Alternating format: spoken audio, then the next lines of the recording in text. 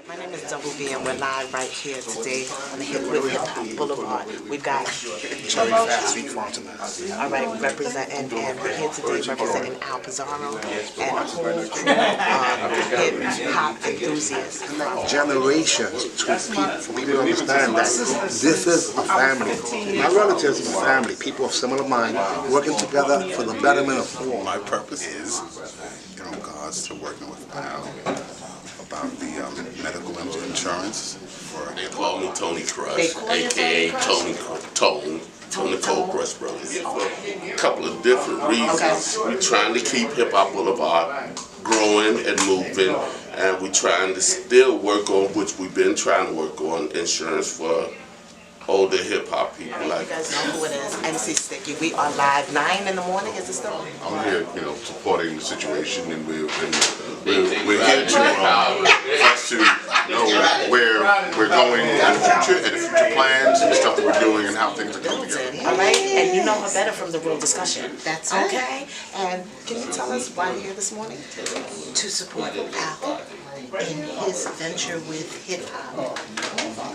Okay, and what is Hip Hop Boulevard to you? Well, Hip Hop Boulevard is bringing the community of hip hop and its history and bringing it back to the education of the people that we are. From the very beginning, all right, I want to introduce Julio because me and Tone started this venture years ago.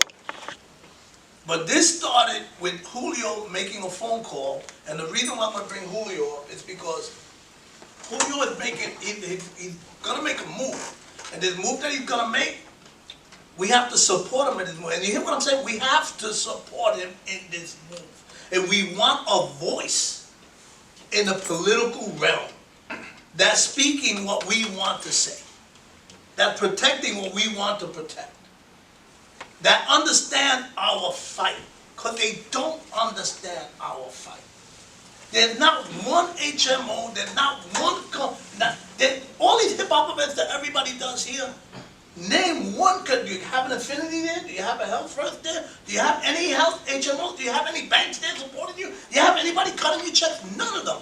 But every other event you go to that's not, and they make sure the events are always well-financed and all that stuff. That has to stop.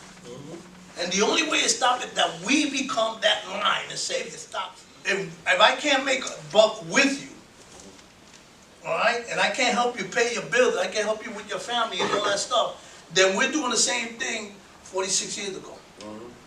For the love and the passion. And we got enough of the enough love and passion. All right, so I need to make some bank. I need to take care of some people in my life. There's a lot of things that are wrong. A lot of things that are wrong, and you guys are powerful.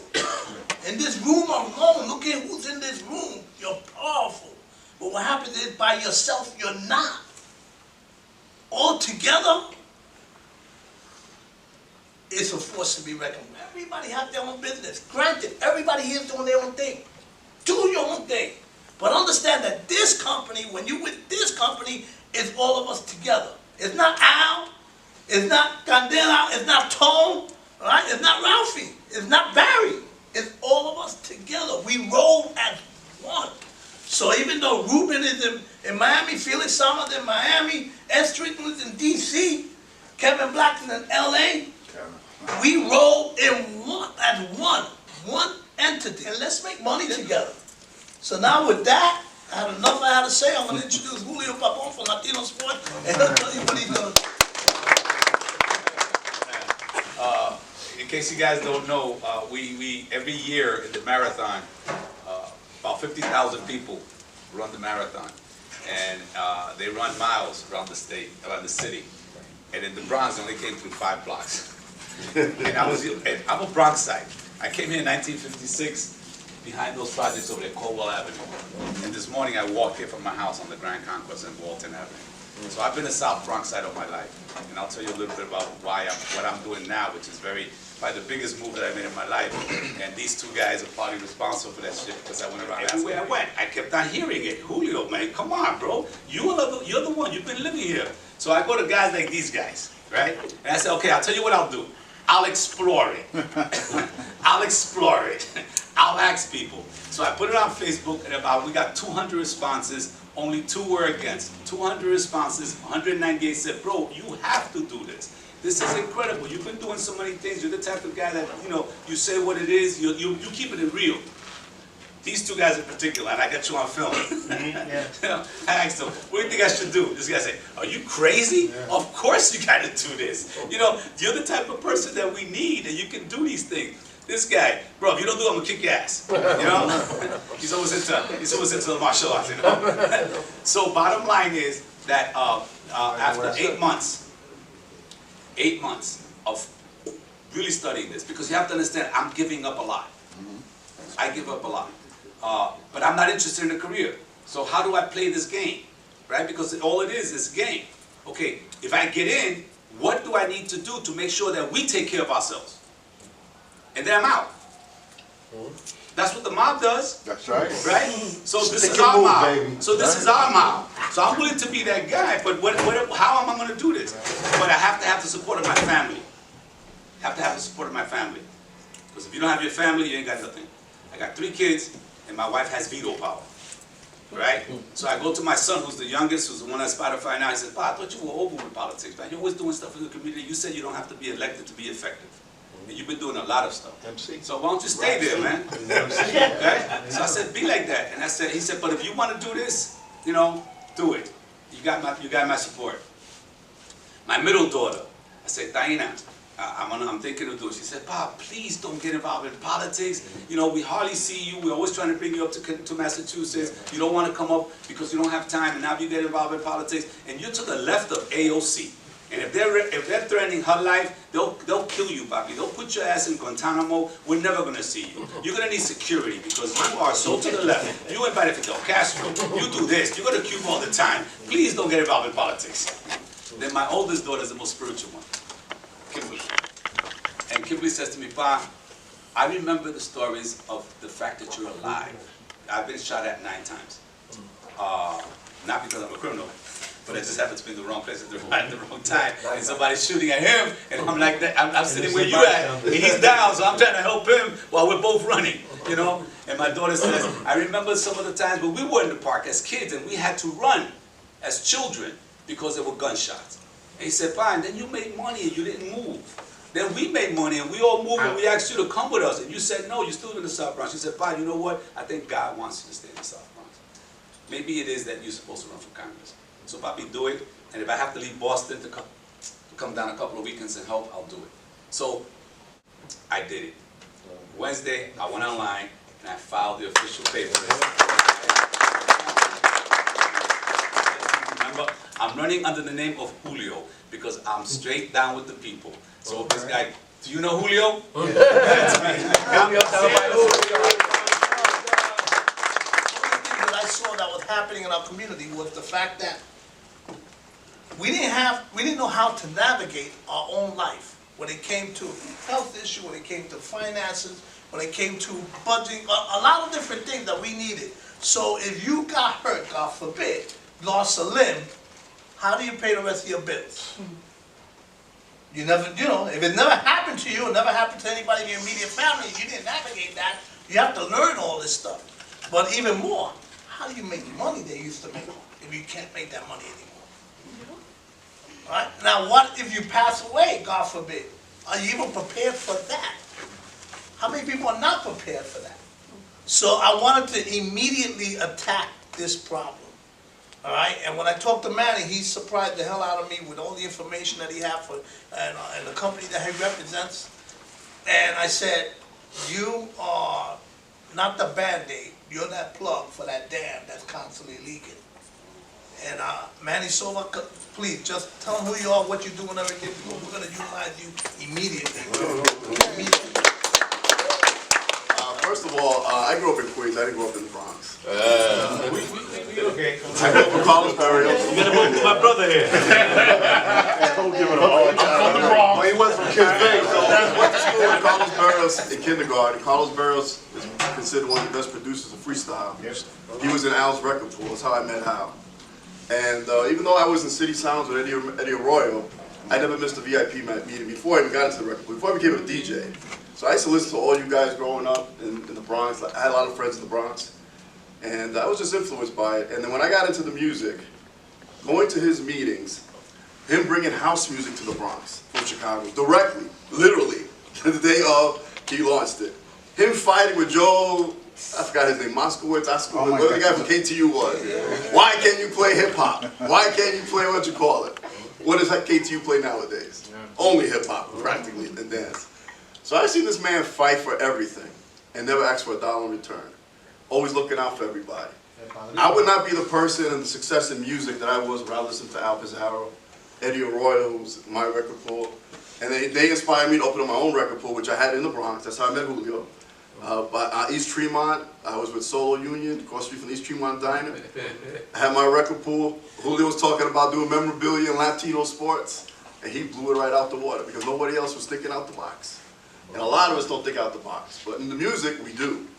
The mixes are creative, the rapping, the culture, you know, and the camaraderie. I mean, we don't see each other for years and we feel like it was yesterday. So on that note, I got into musicians over the years get diabetes and then just suffer and suffer and suffer, and then finally going in their late 50s, early 60s, heart, everything, very little health care.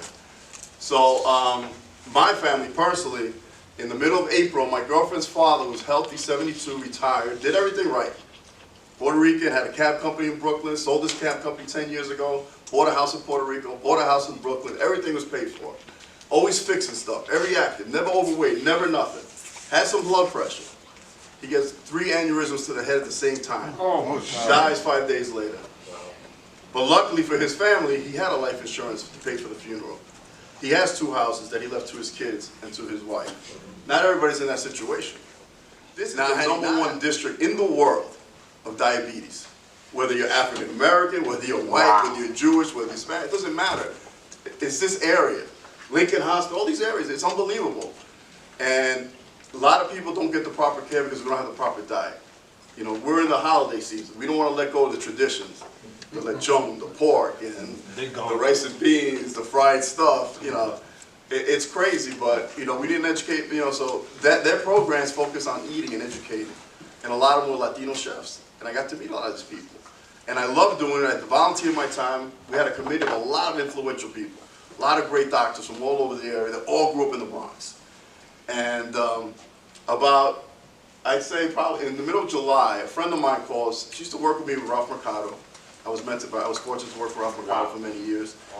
And she calls me up. She used to do the publishing. She said, hey, my brother's doing some insurance. You need to talk to him because you know a lot of people, you're charismatic, you like to sell stuff, you're always getting new businesses, you always like to make money. Go have a conversation with him, see what he's doing. It's all right. So I meet with Carlos, and they're twins, and he's pitching me this health insurance. It's supplemental. Now what supplemental means is, it's an insurance on top of your regular insurance. So if you got Medicaid, Health First, Metro Plus, you need it in order to get most of our insurances if you qualify, okay? So he's trying to sell me these policies, talking about an accident protector. An accident protector protects you for hospital confinement. If you get into an accident, you walk out of here and you get hit by a bicycle, walking out the building, you break a hip, you rush to the ambulance, we pay you $100 for the ambulance. $150 a day confinement, straight to you in cash, if you're hospitally confined. If you're in the hospital for 10 days, we pay you $1,500. If you got to stay home for 10 days, the doctor says, hey, you got to relax another 2 weeks, we pay you $100 a day to stay home, so another $1,500. That policy costs $15, $17 start a month. 50 cents a day. I looked at him, I said, come on, what's the catch? Nobody gives away this kind of stuff. He says, what is this? And he goes, this is what's called, this is supplemental insurance. It was started by a gentleman named W. Clement Stone. I don't know if you guys are familiar with him. Of course. I know Jerry is because he does a lot of self-building. W. Clement Stone he used to deliver newspapers at 5 years old in South Chicago during Al Capone. In the 1970s, around, right before the Depression. His mother was a single mom, and they all used to work and hustle. And in 1922, he took $100 to start a company called Combine. And he decided to do accident and sickness with a policy that cost about $6 a month. That policy, by the time in the 1950s, the guy became a multi-billionaire. Billionaire in the 1950s. This guy mentored presidents, wrote a book with Napoleon Hill, The a positive mental attitude and the success system that never fails. And they have the 17 success principles. This is what this company's about. So he continued to do all that. He had that policy for 20, 30 years, then he started expanding it. He got a policy called accident sickness. You get diagnosed with a sickness, you have this policy in place, you get diagnosed with a sickness, whether it's diabetes, whether it's cancer, whether it's your kid with tonsillitis or appendicitis. We cover for hospital confinement, emergency visits, air ambulance. It's a very inexpensive family, it's expensive to be qualified, it could be a family plan, it could be a single plan, it could be a single parent, it varies. He started critical care, cancer, there's a policy called critical care, which I jumped because my family has a rapid history of heart condition, blood pressure, and diabetes. I fortunately don't have any of that yet. But I know some point down the road, I'm 55 years old, it's coming. But if it's gonna come, I'm prepared, and my family ain't gotta lay out the money, and I don't have to lay out the money. Policies range from $10,000 to $100,000, it's a lump sum. You get diagnosed with diabetes, it pays out. You get kidney failure, it pays out. But you can take that money for treatment, for savings, for paying off your mortgage, for paying your rent, paying for food, for medicine. Medicine is outrageous. It's ridiculous. I used to work in the post office in the morning just to get health insurance. Did it for 5 years. I got sick working in the post office. I got stuff I never dreamed I ever knew of. Something called bronchial asthma from breathing in the dirty air from Amazon packages. I was hospitalized I was in my house for 2 weeks. Had I had the policies I have now, I would have been paid $1,500 to sit in my house for 2 weeks on top of what the post office had to pay me. I should have sued them, but I didn't. But anyway, that's one of the, and the post office is probably one of the best medical policies you could have. And I got sick anyway. When you guys are ready, I can give it out to everyone. Al knows my number. I'm in the Bronx all the time, 2-3 times a week. Whether I'm doing the lounge, I'm always doing this business. I talk to everybody, because that's what I like to do. Talk and get to know people and help people. I mean, that's the way we got to be, because if we don't, no one else is going to step up and help us. So, with that, I want to thank Al. I mean, this guy's just amazing to me. I mean, it's just, his energy is unbelievable. You know, and he's always right about so many things because he thinks before he acts. And he analyzes, he listens to people, which is a great gift. That's how we succeed in everything, by listening to people, listening to their concerns and what's bothering them. I mean, I'm here to help everyone if you need any information. I know a lot about major medical. I used to work for Affinity 10 years ago, which is state-funded stuff. And whatever help you guys, I'm here for you. So Thank you. It's my pleasure. Early in the game, I started with a group called the Brothers Disco. And then I broke off and started the Cold Crush Brothers. I practically forced Charlie Chase to be down with me. Because I had a vision of bringing blacks and Puerto Ricans together in the hip-hop culture. Because before, you know, while I was talking to him, trying to help him to understand what needed to be done, his people was calling me Coca-Cola and all that. Yo, Charlie, you don't need that fucking Coca-Cola. And I said, Charlie, you don't need me. But I'm looking at a bigger picture. And I practically forced him to be down with 5 black dudes. I could have got any black dude to be my other DJ. But somebody told me about Charlie Chase. He's a Puerto Rican dude and he wanted to get into hip hop. So I said, I fought with him and his people for him to get down with something. We never had a hit record or whatever, but in '86 we was touring Japan. From the first hip-hop movie, Wild Style, my brother Ronnie C. was with us. You know, it's things that a lot of people don't know about that took place for this, something like this to come together. Because before we was the Coca-Cola and all that, but I look past that for the culture of hip-hop. That's what I try to live by. I heard about Rashid. I heard about him. He walked up on me. I was in Philly. I said, yo, what's up? He said, yo, what's up? I said, here, take this. I walked away from it. He said, I'm going to go get a truck. He went and got a truck. Yeah, his people was mad. But I did that. That was mine to do. I ain't never forget. But, you know, the hand is open. The hand is open. And this is hip-hop culture is about bringing people together. Thank God it's good. Well, y'all know, the talk of cancer, you know, I'm still fighting cancer. I'm on that. So you see me off and on sometimes. The reason I'm taking care of, you know, doing what we got to do. But as far as I hear all this hip hop thing going on the talk, I love it. I mean, I'm dealing with all the Spanish rappers from Spain, you know. I have a big plan coming in April, and I want the support of everybody as much as we can. I'm trying to get all the sponsors together. We're going to start the rap battles in Spanish. Hopefully in Barreto Park, I'm setting up one time a month. And I want to have, you know, the support. We started something called Unión Urbana, which is uniting all the urban rappers from Latin America, I mean worldwide. We talking Spain, Cuba. I just had a guy from Cuba come down, and we deal with the visas, and, you know, it's a big headache.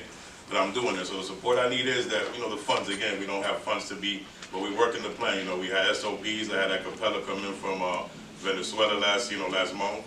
He did pretty good. We had SFDK from Spain. We had Randy Acosta coming in from Cuba. And, you know, the visas is the issue, but we do get it because they got work visas. So I'm working a big plan. It's looking pretty good. Everybody's interested, you know, as far as radio from Connecticut, from Bomba. Because rap, what I'm trying to portray is not trap, it's not the reggaeton. I know everybody has that, but it's hip-hop. But it's Spanish. That's why I want to push it here, because for some reason, hip-hop in Spanish is not being promoted here, or the trap, you know, the reggaeton. Again, respect to the genres, but we have artists that have conscious rap out there, like Babylonia, you know, she's coming in next month. We worked on a visa, cost us like 30 grand to get it. She's coming, you know, like I said, we push boundaries. We're going to have her here next month, which is the queen of rap. I'm trying to formate somewhere we could get sponsors to help us, you know, collaborate and make this. I'm going to do it one time a month starting in April. I'm going to have the battles, you know, we're going to have rappers coming in, signing up. We're going to do auditions. We're going to make it a peaceful thing, not no, you know, crazy thing. There's a guys that get out of hand. So we're going to hold auditions. We're going to start hopefully in January. My partner over there, Mike, you know, we're doing shirts, we're doing hoodies. We're trying to, you know, we got something called hiphopworthy.com. You can look it up, hiphopworthy.com. So it's been up for a while, catering to the hip hop stuff, you know, but more we came to Spanish rap. I want to get Spanish hip hop respected. We're pushing for radio, we're pushing for I-97. I'm not pushing for Mega. It's cool that Mega's Latin, but hip hop Spanish should be, you know, Hot 97 should be power. Why can't we do it? You know, they're doing the little pieces, you know, Camilo, the guys are sneaking in down the wedge, all those names. Why can't we rock, you know, Spanish rap? The thing is, there's a boundary. These guys are coming in with conscious rap. That's the trick. And over here they have a monopoly, so it's hard to come in because there's a blockage. You know, they got all that money, they all watch it, chill, because so the way I'm going to fix that is, all right, everybody's talented, everybody got this stuff, let's come take it to the park, and let's battle, not battle, but let's, you know, show our expertise, face with face, let's go for, you know, trophies like we have, let's go for awards, and maybe we could, you know, generate. We spoke to Monster Drink, they're very interested, we emailed them, we got Goya on the plan, so, you know, I'm trying to go again, because they got Red Bull sponsoring this worldwide, and if you guys want to look up battles, batallas, BDM, it's called the Red Bull Battles, you know, they have Red Bull sponsors this big time all over the world, they fill in stadiums. So we could fill them. Gary, and definitely want to bring up ESP, and I want to bring up Rock, because they put together a lot of the paperwork that you see here, and they brought in IAS also to support us, and every little piece that makes us look better, that makes us able to reach more people. Here's the deal, and I'm just going to kind of make it quick. You know, history shows us, and this is what y'all got to understand. You'll watch all those mafia movies. You'll watch The Godfather, right? And the one thing that you saw in those movies, or in history, once they unified, things came together. That's right. The problem was when the 5 families of New York became the 5 families of New York, and they were no longer individuals. All of us have our thing. We all have our thing. Jeff has his thing. IS has his thing. Candela, Tony, all of you. But when we come together and we bust this move as one unit, then we're stronger. Now, you're right. We ain't always going to agree. You're right. Okay, Al, what do you want to do? And I just do it. You know what I'm saying? I might not agree with Al said. I don't care if I don't agree with Al said. I just go, what do you want to do? It's your vision. It's what you're doing. And I support Al 100% in what he does all the time. We talk on the phone, so on and so forth. He's like, want to be part of the advisory board? Yeah, cool, Al, let's do it. I don't always understand Al's vision. But we don't always understand our leader's vision. We don't always understand it. But when you realize that your leader has a good idea and it's a good vision, you follow it. Everybody didn't understand Martin Luther King. Everybody didn't understand Malcolm X. Everybody did not understand him. But they had good vision. That was the deal, so they got behind him. We don't always agree with our leaders, y'all. I'm glad y'all here. I met a lot of people. I know you're running. We're going to talk. I'm getting your phone like this, right? just understand that this is an organization that has a really good vision. Al has a great idea, and if you don't agree with the idea, that's cool, but continue to support the idea because the idea is right. We own hip-hop, we did it here in the Bronx, these guys got the street going and all that. That was amazing. I was like, Hip Hop Boulevard, wow, that's amazing what y'all did. Because as a kid growing up in these streets in the 60s and the 70s, we never thought this would even exist. But now you have hip-hoppers that are in office and all of that. That's what you want to do. This is what you want to support. So just understand that, and then I'm going to leave y'all because I don't want to talk too much because I know, what it is. All right, cool? All right. I just wanted to say, well, first of all, I agree with everything that Rock is saying. Let me introduce myself again. I'm Gary. One of the things I do is I'm on the Council of Community Advisory Board for New York City Health and Hospital Corporation. New York City Health and Hospital Corporation is the largest public hospital system in the country. They also have one of the biggest insurance companies, Metro Plus.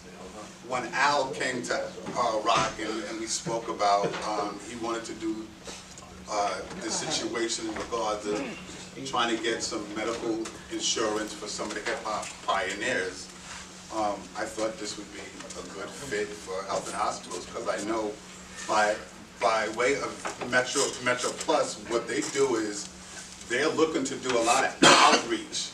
They spend a lot of money with Hot 97. I set up a breakfast meeting about 2 weeks ago with Rock. He came out and he met with the chair of the Council of Advisory Boards, and he explained the whole thing and he loved it, and he's like, how can I be a part of it? So this is a situation we can shape, craft, if you will, to make something work. Like, they're looking to be a part of what we're doing. They also have a program that I think some of y'all know called Guns Down, Life Up, or something like that. But New York City Health and Hospital Corporation, they want to do a serious outreach with Hip Hop Boulevard, and they're very interested. So we'll sit down with Al, we'll set up another meeting, and see what different things can happen, because there's a situation that can be shaped here and things like that. And I think that's about it.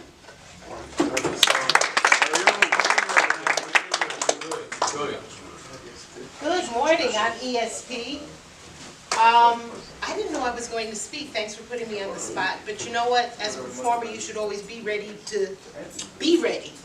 I'm honored to be in this room with the legends, and honored to be working with you on this amazing project. Al, what you're doing here is phenomenal. Well, let me tell you a little bit about myself. I'm a media specialist. I work with Rock. I'm also one of his now television personalities. I used to be on the hip-hop, the Real Discussion with Rock Logic, ESP, and Gary V, as he said before, which started in radio. Now we're moving to television.